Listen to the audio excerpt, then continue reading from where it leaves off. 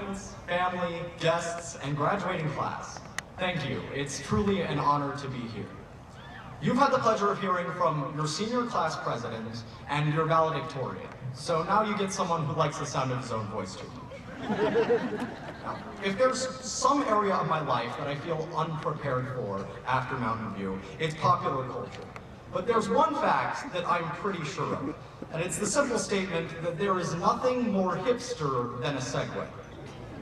It seems that greasy-haired, fake glasses-wearing counterculturalists love nothing more than pretentious, eco-friendly, parallel-wheeled personal transporters. Wow.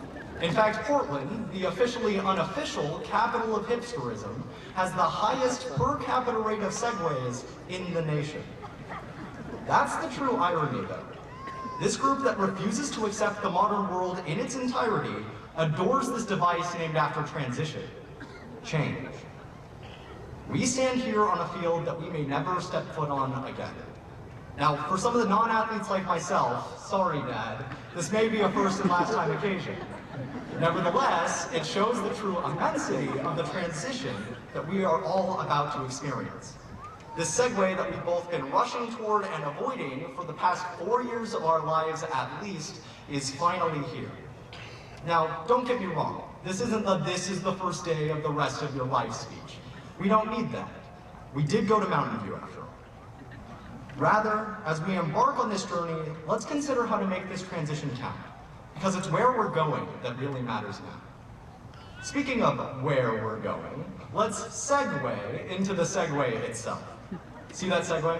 News anchors everywhere would be fumingly jealous. And who can blame them? It's not like they're a product of Mountain View's English department. But seriously, news transitions are awful. Watch any local station and you can commiserate, I'm sure. It's interesting that generally the only non-scripted parts of a newscast are the transitions, while the American Association of English Teachers asserts that transitions are the single most difficult part of composition. The problem is the same in writing, on the news, and throughout our lives. We don't prepare for the transitions. Even knowing that change is the one constant in life, we don't know how to act when the formula shifts. And sometimes we don't embrace change that is right in front of us, or has already happened. This isn't a new problem. John Adams stood before the Second Continental Congress and condemned the group of leaders and legislatures for groping for a middle way, trying to hold on to stability in an already changed world. The answer is the same today as it was then. Recognize the change, find what you think is right, and then do it. Do not look back, do not question yourself, do not pass go, do not collect $200, just do it. We are leaving the course of high school. The advice of crush the turtle won't work anymore.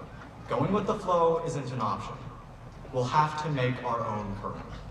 Now, I know this is scary, but it is the inherent nature of life, change.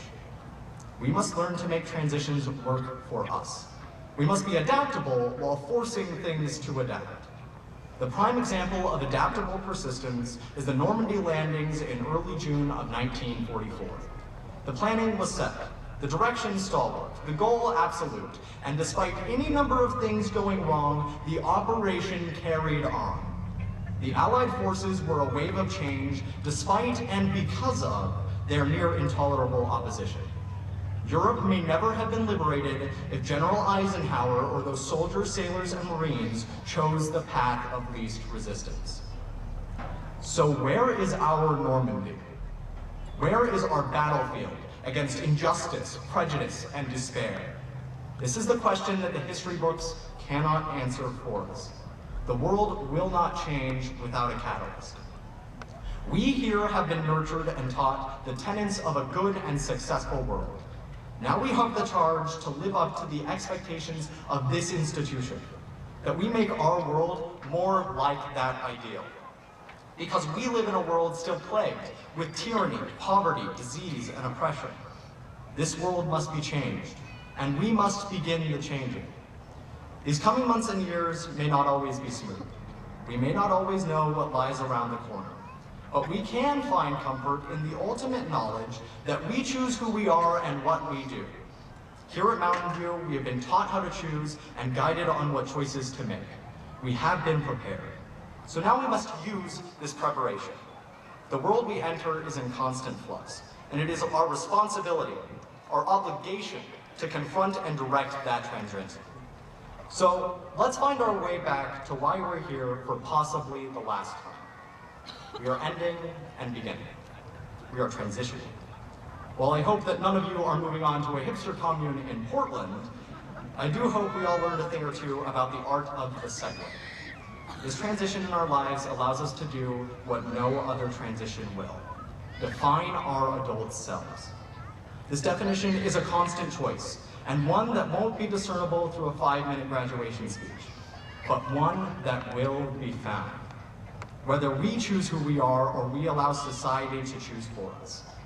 So let us define who we are and what we do. Let us be defined as leaders. Let us be defined as changers.